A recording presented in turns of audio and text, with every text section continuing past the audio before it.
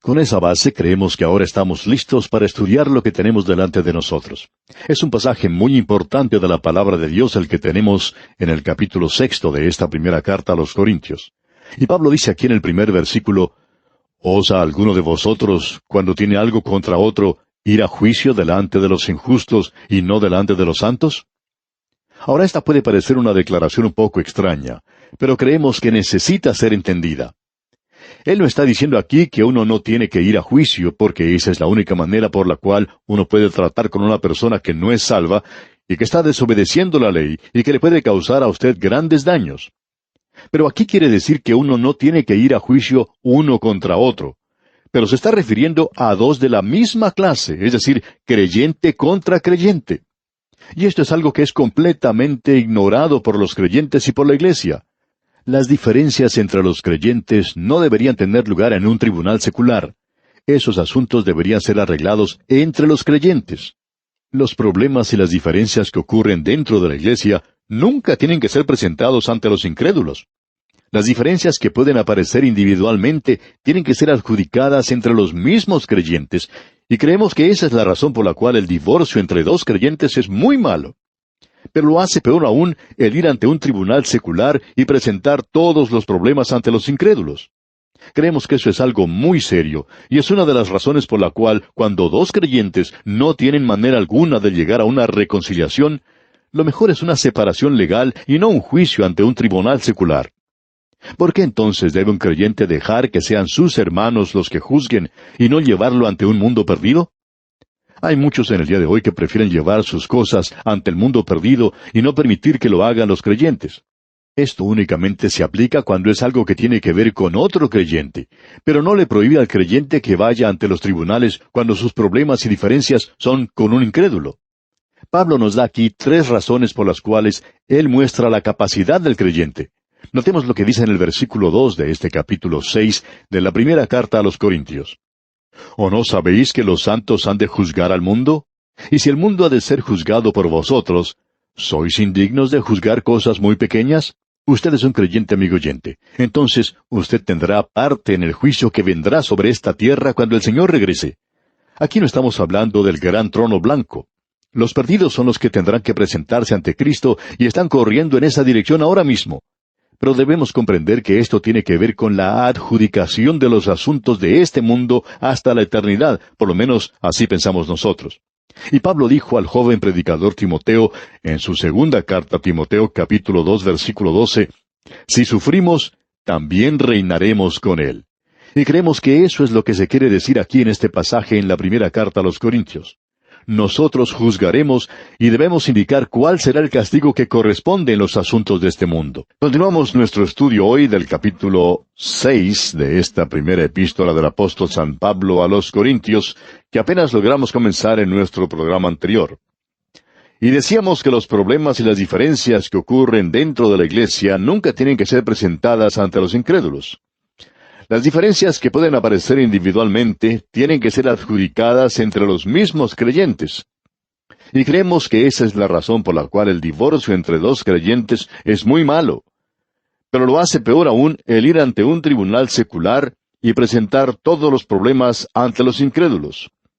Creemos que eso es algo muy serio y es una de las razones por la cual, cuando dos creyentes no tienen manera alguna de llegar a una reconciliación, lo mejor es una separación legal y no un juicio ante un tribunal secular. ¿Por qué entonces debe un creyente dejar que sean sus hermanos los que juzguen y no llevarlo ante un mundo perdido? Bueno, hay muchos en el día de hoy, decíamos, que prefieren llevar sus cosas ante el mundo perdido y no permitir que lo hagan los creyentes. Esto únicamente tiene que ver cuando es algo que se relaciona con otro creyente, pero no le prohíbe al creyente que vaya a los tribunales cuando tiene algún problema con un incrédulo. Y el apóstol Pablo nos da aquí 3 razones por las cuales él muestra la capacidad del creyente. Ahora vimos que si usted es un creyente, entonces usted tendrá parte en el juicio que vendrá sobre esta tierra cuando el Señor regrese. Y no hablábamos aquí del gran trono blanco. Los perdidos son los que tendrán que presentarse ante Cristo y están corriendo en esa dirección ahora mismo. Pero debemos comprender que esto se relaciona con la adjudicación de los asuntos de este mundo hasta la eternidad. Por lo menos así pensamos nosotros. Y el apóstol Pablo dijo al joven predicador Timoteo, allá en su segunda carta al joven Timoteo, capítulo 2, versículo 12, le dijo, si sufrimos, también reinaremos con él. Y creemos que eso es lo que se quiere decir aquí en este pasaje de esta primera epístola a los Corintios. Nosotros juzgaremos. Debemos indicar cuál será el grado de castigo que corresponde en los asuntos de este mundo. Ahora el apóstol continúa en el versículo 3, y él presenta allí una serie de ¿o no sabéis? Y cuando Pablo usa esta expresión, él tiene una manera muy delicada de decir que los hermanos son ignorantes. Y así es en realidad. Y él dice entonces en el versículo 3, leamos, ¿o no sabéis que hemos de juzgar a los ángeles? ¿Cuánto más las cosas de esta vida? Pablo entra aquí en otra área que presenta otro aspecto de la verdad. Y si usted nos permite que le digamos un secreto, y esperamos que no se lo cuente a nadie más, solamente esperamos que quede entre usted y nosotros. Y es este. Debemos confesar que aquí no entendemos lo que realmente él quiere decir. No lo podemos comprender. Todo lo que sabemos es que el hombre fue hecho un poco menor que los ángeles, y por medio de la redención, el hombre fue elevado a un lugar de comunión con Dios sobre los ángeles. Dios permitió que el hombre cayera, y él nunca lo hubiera permitido si no hubiera pensado que eso iba a obrar para bien. Y permite que el hombre llegue a una posición superior. Así que ese dicho que existe que dice que el ave con el ala rota no puede volar más alto, pues no es verdad, no es aplicable en este caso. Porque aquí vemos que puede volar mucho más alto. Nosotros, los hombres, vamos a estar sobre los ángeles, vamos a juzgarlos, los vamos a tener bajo nuestras órdenes. Ahora no entendemos esto y por favor, no se lo diga a nadie porque hay personas que piensan que nosotros podemos entender todo. Bien, aquí se nos da otra razón y para verla tenemos que ver el versículo 9, donde el apóstol Pablo nos presenta otro de sus ¿o no sabéis? Pasemos al versículo 9 de este capítulo 6 de la primera epístola a los Corintios. ¿No sabéis que los injustos no heredarán el reino de Dios? No erréis, ni los fornicarios, ni los idólatras, ni los adúlteros, ni los afeminados, ni los que se echan con varones. Ahora deseamos que usted preste mucha atención a lo que vamos a decir porque es muy importante. Ningún juez o jurado secular está equipado para hacer decisiones espirituales. Ellos no tienen ningún entendimiento de los principios espirituales. Y esa es la razón por la cual un problema que concierne a las iglesias y a los creyentes nunca recibe una solución apropiada cuando llega a los estrados jurídicos seculares. ¿Por qué? Porque el juez que se encuentra presente no comprende los asuntos espirituales. Él puede saber mucho en lo que a los libros de la ley se refiere, pero él no puede llegar a hacer una decisión espiritual porque no tiene discernimiento en esas materias. Quisiéramos ser francos con usted, amigo oyente, cuando decimos que en el día de hoy, por ejemplo, yo no iría con confianza. Iría más bien con temor y temblor ante un tribunal que tiene un juez secular para que él decida algo sobre mí o sobre mi propiedad. Porque yo no creo que un juez secular sea capaz de hacerlo. Cuando uno observa un juicio y considera a las personas que forman el jurado, puede dar gracias a Dios que uno no es el que está sentado en el banquillo de los acusados. Porque ellos pueden tomar decisiones que nunca le ayudarán a uno. Cuando uno escucha sus declaraciones, se puede dar cuenta que ellos no son capaces de realizar apropiadamente esas funciones. Y esa es la razón por la cual no nos podemos confiar de ellos. Y los creyentes en la actualidad no parecen estar confiando en los demás creyentes como debieran hacerlo. Ahora volvamos un poco más atrás al versículo 5, ya que nos habíamos adelantado un poco. Y en el versículo 5 de este capítulo 6 de la primera carta a los Corintios, el apóstol Pablo dice, «Para avergonzaros lo digo, pues ¿qué? ¿No hay entre vosotros sabio, ni aun uno, que pueda juzgar entre sus hermanos?» Y rápidamente quisiéramos agregar aquí que hay algunos creyentes ante los cuales, francamente, tampoco me gustaría comparecer. Y nos alegramos mucho saber que no tenemos que presentarnos ante algunos de los santos que conocemos. Hay un dicho que indica algo como lo siguiente: el morar con los santos en el cielo será glorioso, pero morar con ellos en la tierra no es tan hermoso. Y francamente, a mí no me gusta que algunos de los santos que conocemos me tengan que juzgar, por ejemplo. Algunos lo están haciendo y eso es algo que no puedo controlar, pero creemos que ellos han errado el blanco. Y el apóstol Pablo está diciendo aquí, para avergonzaros lo digo. Pues ¿qué? ¿No hay entre vosotros sabio? Cuando uno va a un tribunal secular, está diciendo que ninguno de los santos es capaz de solucionar el problema. Y creemos que sí son capaces. Conocemos algunos hermanos en el Señor que merecen toda nuestra confianza, en los cuales con mucho gusto pondríamos nuestra vida en sus manos. Y estamos seguros que ellos pueden llegar a una decisión justa. Ahora, ¿por qué tiene el creyente la capacidad para juzgar? Bueno, el apóstol Pablo hablará sobre esto. Veamos ahora lo que él dice en el versículo 11 de este capítulo 6. Y esto erais algunos, mas ya habéis sido lavados, ya habéis sido santificados, ya habéis sido justificados en el nombre del Señor Jesús y por el Espíritu de nuestro Dios. Usted ha sido lavado, amigo oyente. Y allá en su carta a Tito, capítulo 3, versículo 5, dice, nos salvó, no por obras de justicia que nosotros hubiéramos hecho, sino por su misericordia, por el lavamiento de la regeneración y por la renovación en el Espíritu Santo. Hemos nacido de nuevo, hemos sido lavados, y la misericordia de Dios nos ha buscado y nos ha tocado. Y lo interesante aquí es que nosotros debemos saber cómo extender nuestra misericordia. Nosotros podemos ser misericordiosos.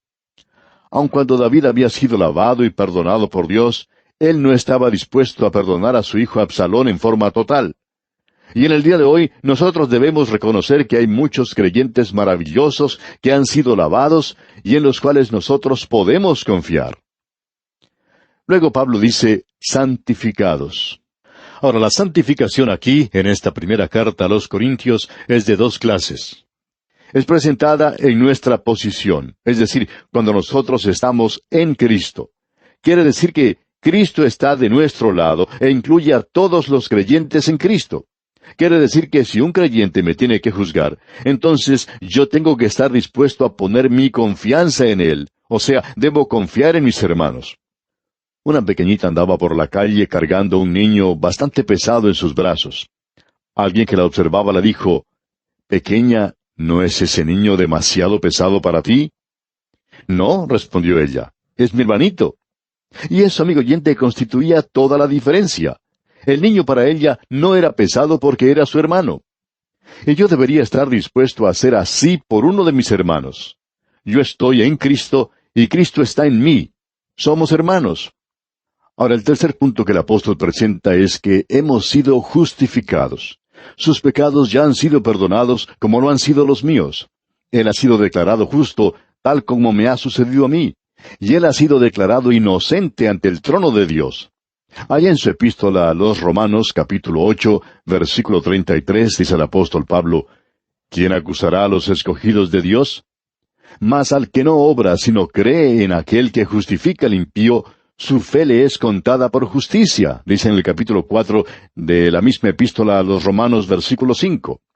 Ese hombre sabe algo acerca de la fe, y yo pienso que él puede tratar mi caso mejor que ninguna otra persona. Notemos ahora lo que dice aquí el apóstol en el versículo 12 de este capítulo 6 de su epístola a los Corintios. Todas las cosas me son lícitas, mas no todas convienen. Todas las cosas me son lícitas, mas yo no me dejaré dominar de ninguna. Hay muchas cosas que el creyente puede hacer, pero que no son lícitas de hacer. Yo podría mencionar muchas de ellas, y el apóstol Pablo menciona algunas en los versículos 13 hasta el 15. Leamos estos versículos 13 hasta el 15 ahora. Las viandas para el vientre, y el vientre para las viandas. Pero tanto al uno como a las otras destruirá Dios. Pero el cuerpo no es para la fornicación, sino para el Señor, y el Señor para el cuerpo. Y Dios, que levantó al Señor, también a nosotros nos levantará con su poder. ¿No sabéis que vuestros cuerpos son miembros de Cristo? ¿Quitaré pues los miembros de Cristo y los haré miembros de una ramera? De ningún modo. Sería bueno que alguien pudiera comunicarse con los jóvenes de nuestros días que están viviendo juntos sin haberse casado. Una pareja llegó en una ocasión ante un pastor y quería hablar sobre la posibilidad de entrar al servicio cristiano. Ahora ellos no estaban casados, pero sí vivían juntos. El pastor les indicó que lo primero que debían hacer era casarse, y preguntaron ¿por qué? Les contestó el pastor, porque Dios así lo ordena. Y esa es la forma en que Dios quiere que se hagan las cosas. Y hasta cuando estos jóvenes estén dispuestos a obedecerle en este punto, no podrán servirle en ninguna otra forma. Continuemos ahora. Y dice el apóstol Pablo en los versículos 16 al 18 de este capítulo 6 de su primera epístola a los Corintios, ¿o no sabéis que el que se une con una ramera es un cuerpo con ella? Porque dice, los dos serán una sola carne. Pero el que se une al Señor, un espíritu es con él. Huid de la fornicación. Cualquier otro pecado que el hombre cometa está fuera del cuerpo, mas el que fornica contra su propio cuerpo peca. Usted no puede estar viviendo en la inmoralidad, amigo oyente, y al mismo tiempo servir a Dios. En nuestros días hay personas que están tratando de hacer eso y lamentablemente son aceptados por los demás. Pero Dios no los acepta. Y luego continúa el apóstol Pablo aquí en los versículos 19 y 20 y dice, ¿o ignoráis que vuestro cuerpo es templo del Espíritu Santo, el cual está en vosotros, el cual tenéis de Dios y que no sois vuestros? Porque habéis sido comprados por precio. Glorificad pues a Dios en vuestro cuerpo y en vuestro espíritu, los cuales son de Dios.